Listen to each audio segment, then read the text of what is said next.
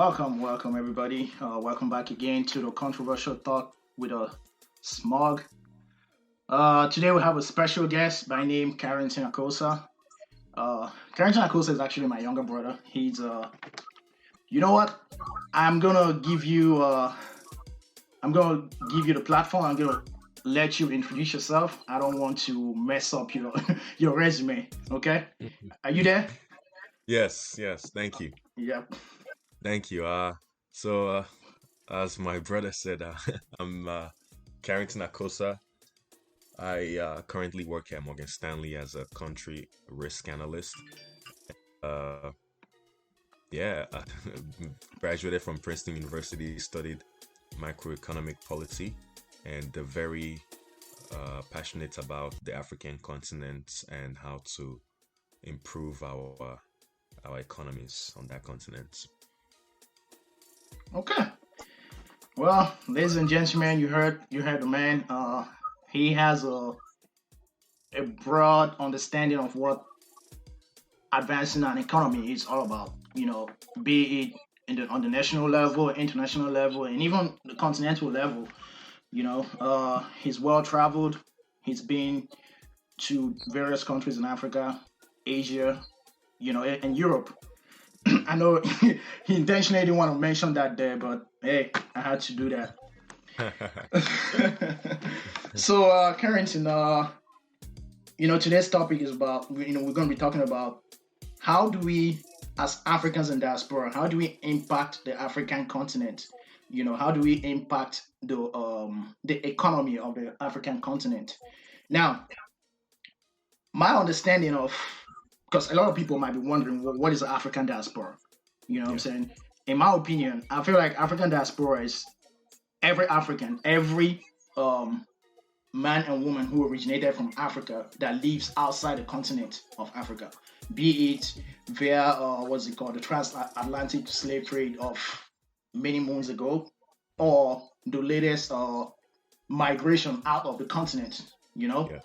but in this context, I want us to focus more on the African diasporans that actually immigrated, willingly immigrated out of the continent and are Right. now living offshore, either in Europe, Asia, South America, North America, and and they immigrated, and maybe now they have a second generation. They have second generations. They have kids, grandkids Mhm. who still go back to the continent quite Yeah. often. Now, that's how I understand Mhm. the word African diaspora. What Yeah. What's your definition of that? I think your definition is absolutely correct. Really, diaspora, African diaspora really involves basically any black person Yeah. outside of the continent. Of course, we have some non-black Africans, Hmm. including North Africans and including white Africans that are naturalized in Africa. But the broad definition of African diaspora is really any black person outside of the African continent. Hmm. Now, for our African American brothers and sisters, and including other black persons of Europe, they were forced to migrate or were forced out of the continent Hmm. uh, about 200 or 300 years ago. Uh, there's a sharp disconnect between them and the Yeah. continent. There's it's been centuries, right? Right. Right. So for practical sakes, we mostly just narrow African diaspora to Africans Hmm. that left the continent Yeah. in recent times. Yeah. I definitely agree with you. I mean, I know there are people out there that will disagree with our definition or our understanding of this. I mean, I do know that there are a lot of African Americans or Black people in general who go back and actually claim to be members of Africa diaspora. An example is this dude, what's his name? Dinas Amir. Hmm. And he has a huge platform about African diaspora. He always talks about people coming back into the continent Yeah, and investing into the continent, and he's doing a very great job. nice. I'm really proud of the dude, and Hmm. he actually motivates me to like, hey, go back to the Yeah, continent, go back yeah, home, because at right. the end of the day, that's where we're from. For sure, for sure. I haven't heard of this guy, but is it based in Gambia? In the No, Gambia? no, no. He's right now. He's actually in Nigeria. He claims. I think he Oh, actually claims that he has a Nigerian citizen now. oh, okay, okay, okay. Citizenship. Yeah. Yeah, yeah, yeah. Actually, I think I might know the guy you're It, talking about. He's yeah. young, right? Yeah. He's young, so Okay, yeah, he travels all over Africa. yeah. You know, he actually did a couple of episodes with what's this Ghanaian dude? Uh, Wodemaya. yep. He did a few Yes. episodes with him. Okay, yeah. No, I know who you're talking about there. Yeah. Yeah. So my next question to you is, how can we connect with the continent? Especially for those of us who are now who have lived outside the continent for over 10 years. Myself, for example, I've been here for over Yeah. a decade. I left in 2009, and it took me a while to go back. And when I Yeah. went back, it was a culture shock for me. For I sure. felt out of place, and I started wondering, damn, did I actually grow up here? Like things were different, even Yeah. though I felt like, okay, I can still speak the language, I can For still sure. speak broken English, which is pidgin English, as we call it in Nigeria, and so on and so Hmm. forth. Hmm. People could still identify that, hey, this dude is American. He can, Yeah. you know, Yeah. like. Yeah. So Mm. how do we connect back to the continent? And more importantly, okay, let me phrase it this way: for people, for second generation, let's example Nigerian Americans, who Mm. have lived their whole life in Yes. America, how do they reconnect to the continent? Right. I, that's a very interesting question, a tough one too. Hmm. Uh, you see, reconnection is easier done when there's already a passion or an interest Yeah. on the continent. You understand? Hmm. Uh, so if second generation Nigerians or Africans, right, outside of Africa, right, and if they have just even a small interest in the continent, right, I would Yeah. advise to reconnect through really Okay. African organizations in the country, in their country of residence, right? Yeah. uh be it African Student Association or something of that sort, right? Hmm. But also give using media. All right, you have Nigerian music, Nigerian movies, Yeah. music from and movies from all over the continent, right? Hmm. That really cuts across different cultures of the continent and is relatable to Africans in diaspora, right? So Yeah. people could use that avenue, that medium to reconnect back to the continent, get a taste of the continent before they even step foot on the continent, right? So Hmm. it familiarizes them to the continent, and I believe it would also uh, pique their interest, give them a taste of what it is, and hopefully feed their desire to come back to the continent and discover the continent for themselves. You understand that? Yep. Yep. Yeah. So. Okay. Pretty, pretty good. I think, hey, that's a pretty good explanation. I also do the same thing, when I talk to friends, not just Nigerian Americans, even African Americans too, who, most times feel like, hey, they want to go back to Nigeria or go back to Africa and see what Africa is all about. And I always tell them, hey, you know, there's so many places you can go. You can decide to go to Cameroon, you can decide to go to Ghana, and so on and so forth. And there are people that actually don't know that there are up to 54 countries in Africa. Yep. Yep. So Yep. I have a lot of friends that always tell me, "Oh yeah, I want to come." For example, my fiance and I are planning our traditional marriage sometime next year. I have a lot of friends that are saying, "Oh, I would love to come." And I said, "Yeah, Right. that's the Yeah. perfect opportunity for you to For come and sure. actually experience the culture, Precisely. and see the Precisely. homeland." Now, it's easy. I feel like it's easy to tell people, "Oh, go, go, go, go." But what about the fear of the unknown? Because there are a lot of people that don't know. You understand how Hmm. do people manage that? Hmm. Yeah. You see, we normally are caught in between extreme exaggeration Hmm. of everything wrong with Africa, or extreme Yeah. fantasization Hmm. of the continent, right? And both sides are clearly not the sides that we want to be on. there's the middle ground. Okay, uh, the continent is really unlike any other continents that exist. All Mm-hmm. right, it Mm-hmm. has its peculiar strengths and weaknesses, and everyone should know this, right? Yeah. Like we should know that. Look, first of all, most of the continent, right, especially sub-Saharan Africa, Mm-hmm. uh, is tropical. All right, so Mm-hmm. you have kiddos, you have um, uh, just 2 seasons, dry and wet. Right. You know, so those kind of quick facts should be given, right? It's hot most of year round, basically, right? Mm-hmm. Uh, they should also, of course, know. Look, there is mass suffering on the land, right? Yeah. But at the same time, that's not what defines the land. As much as there's mass suffering, there's mass living. Like people are just living their lives. People are trying to get by. People are laughing. People are socializing. You Mm-hmm. understand? So Mm-hmm. it's that what will I say, a compromise of evil and good Yeah. that people must be aware of. You know, and really, I mean, uh, the continent for the most part, right, is again, we're all humans here, right? Mm-hmm. Nothing really overly shock you Yeah. on the continent, right? Everything that is being done now is also being done in other places, or at least was done in other places, right? There's Right. some Right. cultures that are practiced in certain tribes that would seem very off. Uh,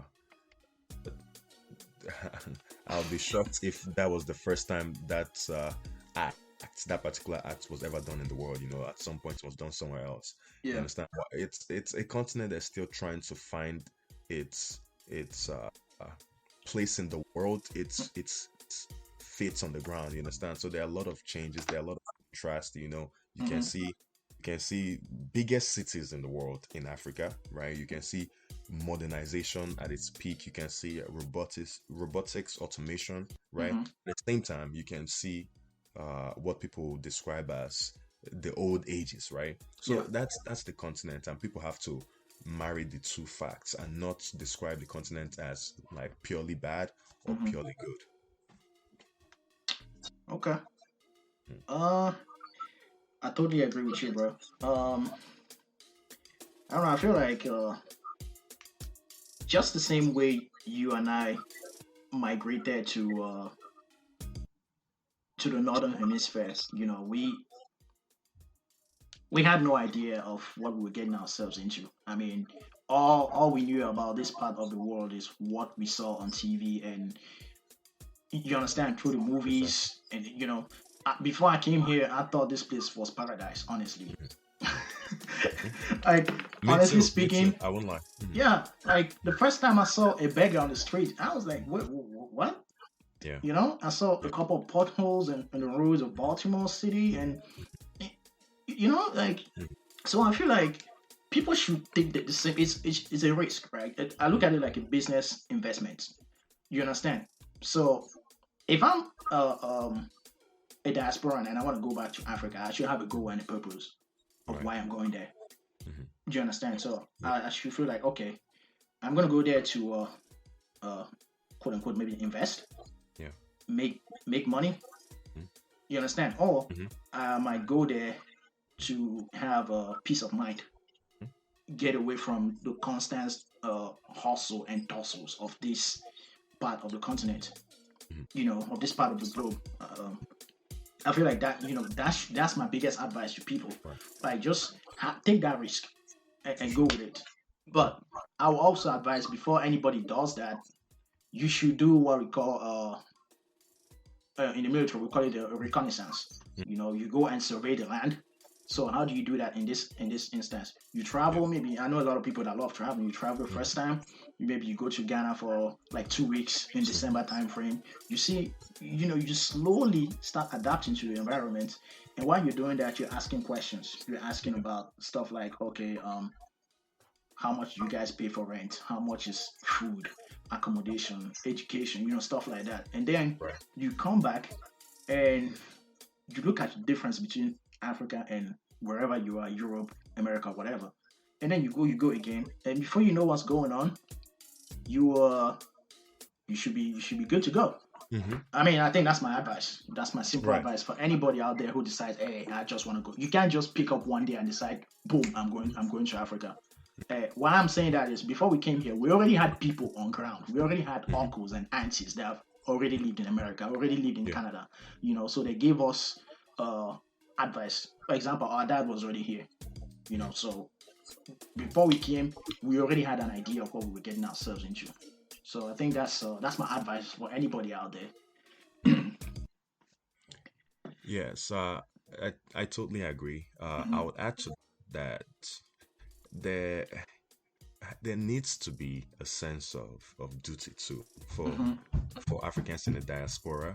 yeah. Why I do say this is that if we look back not too long ago in history, right? Mhm, Uh, for industrialization uh, of the economies of America and Europe in around late 19th century, what mhm, you have a lot of these people leaving their continent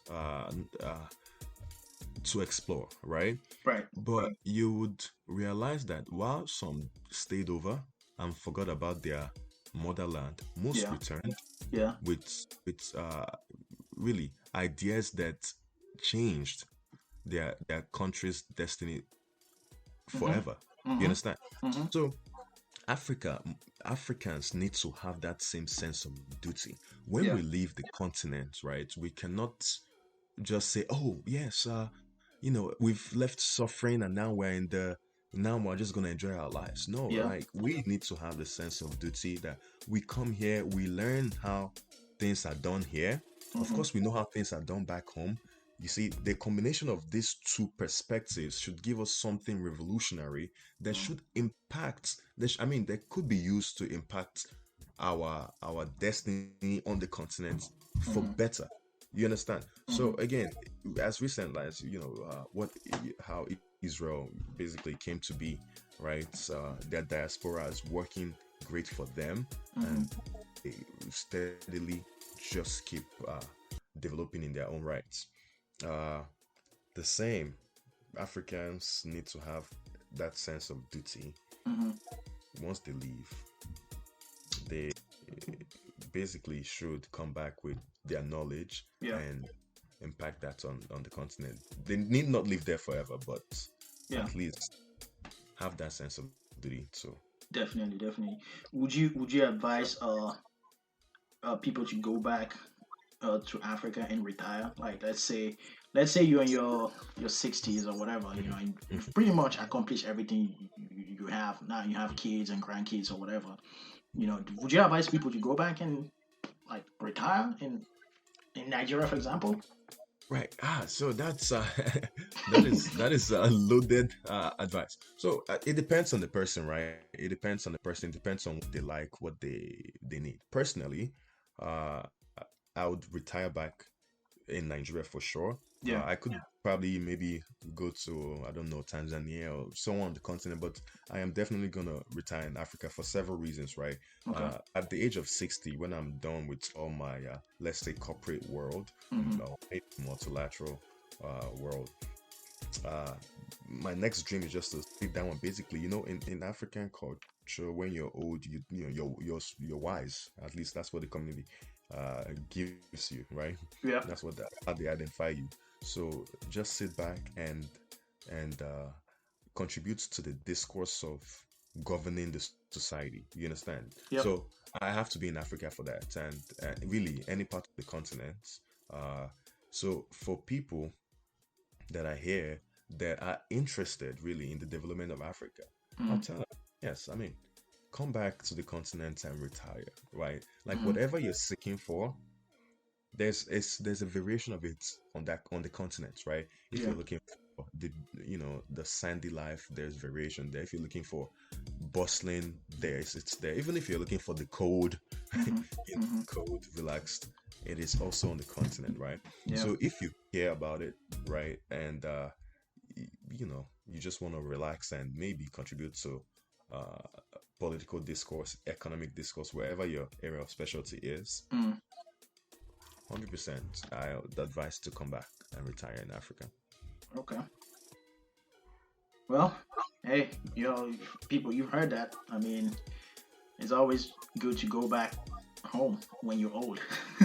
When Yeah. you're old and cranky, and you need somewhere where you can relax and don't worry about anything else. You know. Another question for you. So, what about the culture? Let's say the culture of the European culture, the American culture, or whatever other type of culture you want to call it, the culture, language, lifestyle. Mhm. How does this impact people's struggle that want to reconnect back? I mean, for example, if second generation African Americans that were born here, maybe born into an Igbo family, for example, and they don't know how to speak a lick of Igbo, Mhm. how how do they fit into Recon- this equation? Right. Uh, that's the beauty of life, you know. Change is constant, Mm, all right, and culture is also constant in terms of if there was just one culture, let's say the Igbo culture was the dominant culture in Africa, right? mm-hmm. Over time, different cultures will emerge, and you're seeing this in several countries Yeah. on the continent, right? In Nigeria, in fact there's this Lagos culture, or we can say Lagos Island culture, right? Mm-hmm. Most people there from different ethnicities, even from different countries outside of the continent, really, Mm-hmm. uh, I've developed this Lagos English uh, verbiage, Yeah. way of living, and everything, right? Yeah. The same thing with Abuja and really a lot of other cities on the continent. Mm-hmm. The this second generation diasporans will be able to identify more with, I guess, the westernized African culture. Mm-hmm. You understand? Mm-hmm. So I would I would advise they need not be pressured, right? That, oh, since they were born into an Igbo family, they must like have every single Igbo culture, including the language, because Mm-hmm. obviously, like you said, they don't speak the language, right? So Yeah. just force them back into the village. So, but I can assure them that there is a culture in somewhere in Africa that they can identify with. And really, that is where most Africans are moving towards. And Yeah. that is the best truth, right? Uh, our culture, us as Igbos, is constantly changing. You understand? Right. I mean, we can talk about some practices that we used to practice not too long ago, maybe about 8 years ago, that if you try it now, you would Yeah. be an outsider. You Yeah. understand? Yeah. So, yes. I mean, perfect example. What is it called? Polygamy, for example. It's no longer Please. it's no longer as popular as it used to be back in the day. Precisely. You know, Precisely. no, Yeah. you're absolutely correct on that. Culture evolves, language evolves. I mean, there are even people in Nigeria that can't even speak their language. Yep. And they've lived there their whole lives. So Yeah. true, true. Okay, now let's get to the most important question for you, Carrington. How do we invest? What steps and if we plan on investing, where do we invest this money? Oh wow. So okay. Uh I will give some sectors to look at, but then I would now frame the question in another light. Okay. Okay. The best sectors now, as most economists will agree, in Africa includes technology, Yeah. but a very important subsect of that is fintech. All right, financial technology in Mm. Africa seems to be really very much budding. Uh, Another sector that is highly acclaimed, is agriculture. All right, Yeah. uh, a lot of room for improvement in agriculture in Africa, and a lot of potential there. Mm. So that's definitely one to consider. And third, really, is industries. Okay, we Okay. mostly import what we consume Yeah. in terms of like furniture, laptops, whatever. So industries would also be another one to look into. Although Okay. you very steep competition depending on the country you are and the kind of tariffs they put. But the second part of what how I wanted to frame the question is right. I think sometimes right. I've heard of some of my friends going into the continent and blindly investing. Right, like if I say, "Oh, invest in this stock, Mm-hmm. invest in this," or something very pointed, they go blindly and invest. Yeah. Okay, let's take an example, right? I hear a lot about in Nigeria especially, we hear a lot about a new company, a new solar company. All Right. right, companies are just because we have big power electricity issues in Nigeria, right? Yeah. So a lot of the diaspora that are really they want to make change, and I salute them for that. They just jump in. I'm like, oh, if we have power issues, then solar energy makes sense. Let's go set it up Mm-hmm. without really doing due diligence, right? They come into the country, and this is how the setup normally looks like, right? They import the solar panels, Yeah. right? And soon they find the frustrations of doing business in Nigeria. Uh, these solar panels, you know, is stuck at the ports, you know, Mm-hmm. or or or they can't source enough forex to import these things. My m- and that is just the initial problems, right? Like Mm-hmm. I said, there are a lot of solar energy companies in Nigeria, and that so you have to face steep competition. You've not even studied your consumers or whatever. Mm-hmm. So for the diaspora, I would say, right, if we have a vehicle, right, a big firm that will act as a vehicle for investments into Africa. So Mm-hmm. what I'm saying is unite, okay? Don't go and do things by yourself. Right. You understand? We we we lack an organized, let's say, fund, okay? Mm-hmm. Mm-hmm. A big firm that aggregates diasporan fund. And of course, if you're a big fund, then you probably have expertise in your field, right? Mm-hmm. Then they would know exactly where to invest in Africa for the maximum impact on Africa, and of Mm-hmm. course, maximum returns for Africa. Do you understand? Right. Now, this is not to say individuals cannot go at it alone, right? They definitely can, especially if they've seen a big hole that they can easily plug. Mm-hmm. By all means, go at it alone.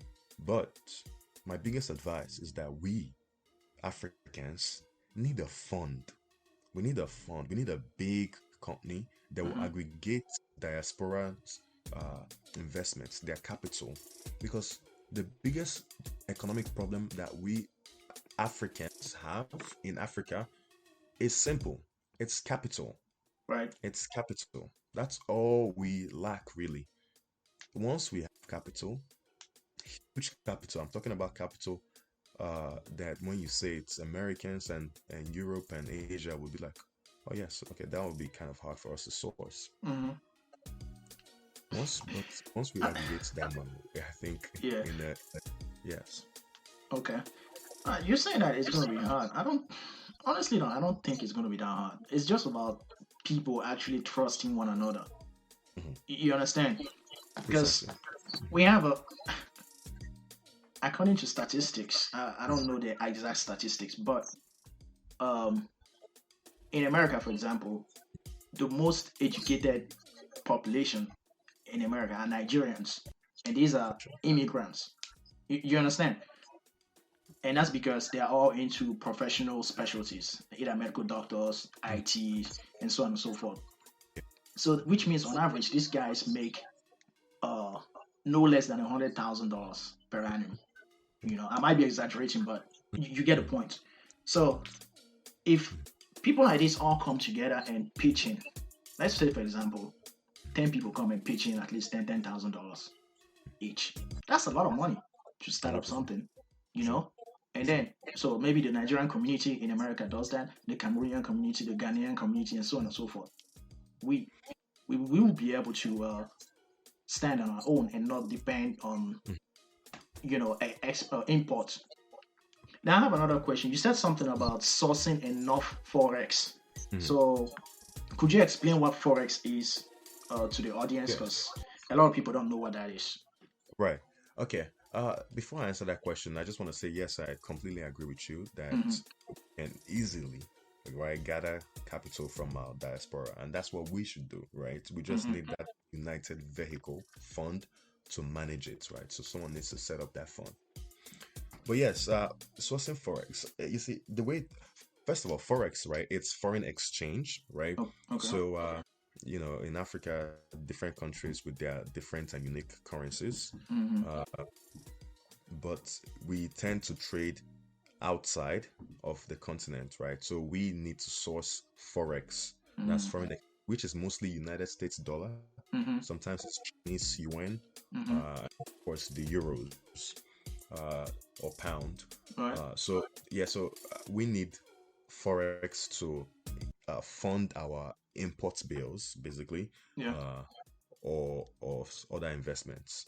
You understand? Yeah. So that's what forex is, and the conversation actually goes deep, right?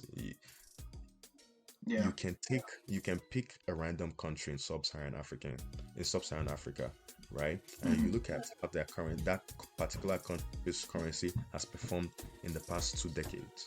Mm-hmm. Okay, Mm-hmm. I can almost 100% tell you that any country you pick, right, randomly from sub-Saharan Africa, that currency has performed badly Mm-hmm. against forex, so against the United States dollar, euro, Mm-hmm. pound, or what have you. You understand? And the reason is simple. Okay, we in Africa, we've been looking outward for so long. Okay, our Right. taste our taste is foreign. All right, so we are constantly importing. At least we constantly choose foreign products than homemade products. Okay, Mm-hmm. so as we continue to grow, really in population and economy, right, our demand for foreign made goods increases alike. You understand? So Mm-hmm. when you have when you have a lot of people demanding for the United States dollar, let's say in Nigeria, right? Yeah. Uh, but on the opposite end of the spectrum, not a lot of foreigners are demanding for the naira. You Mm-hmm. tend to have what we call a constant depreciation of the naira against the United States dollar, and Mm-hmm. this is the case for a lot of African countries. So, so you can see that we always need more forex in Africa, right? Yeah. Uh, so that's forex issue. Okay. Well, thank you for that explanation. That was very detailed. All right, ladies and gentlemen, you've heard it from the man. Hopefully, we can all come together, gather our resources and take it back to the continent. I mean, many moons ago, people came into the continent, gathered our resources, and brought it back over here. That's it. Now, I think it's our turn to do the same, but we do it the legal way. Precisely. We get our Precisely. education, we learn the system, we learn all this IT, medicine, you know, whatever. Learn all that stuff. Go back to the continent and improve your foxholes. Improve your homes. I mean, they say charity begins at home. So I think the best thing is for you to fix it by yourself. We shouldn't always depend on the outsiders to fix our problems. All right, Carrington, thank you very much for that knowledge. And we hope and we wish to have you on the show some other time. Thank you. It was my pleasure speaking on your esteemed show. Thank you so much. All right, brother. All right, bro. Take care. Yep. Bye.